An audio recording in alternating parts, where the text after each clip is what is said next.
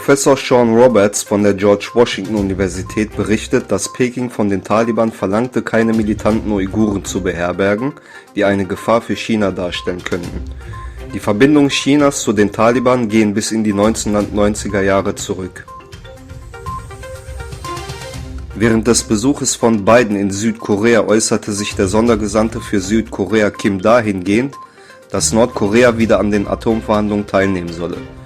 Kim stellte klar, dass die gemeinsamen Militärübungen reine Routine und defensiver Natur sind.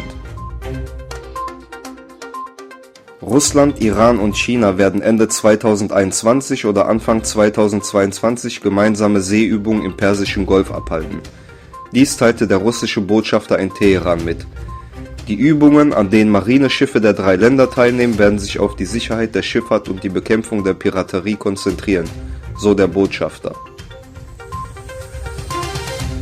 Die US-Arzneimittelbehörde FDA hat dem Mittel des deutschen Herstellers BioNTech und seines US-Partners Pfizer als erstem Corona-Impfstoff in den USA die vollständige Zulassung erteilt. Sie gelte für Menschen ab 16 Jahren.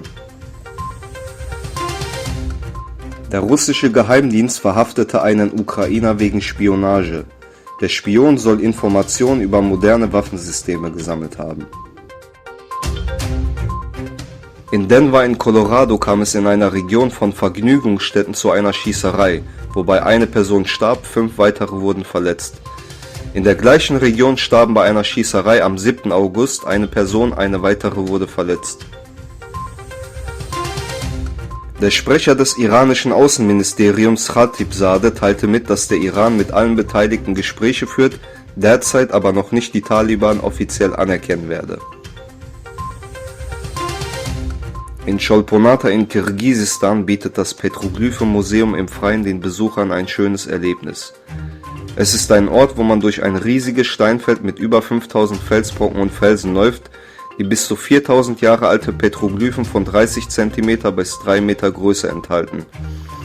Wegen der großen Anzahl von Felsbrocken auf dem Feld wird das Cholponata Petroglyphen-Museum auch Steingarten genannt.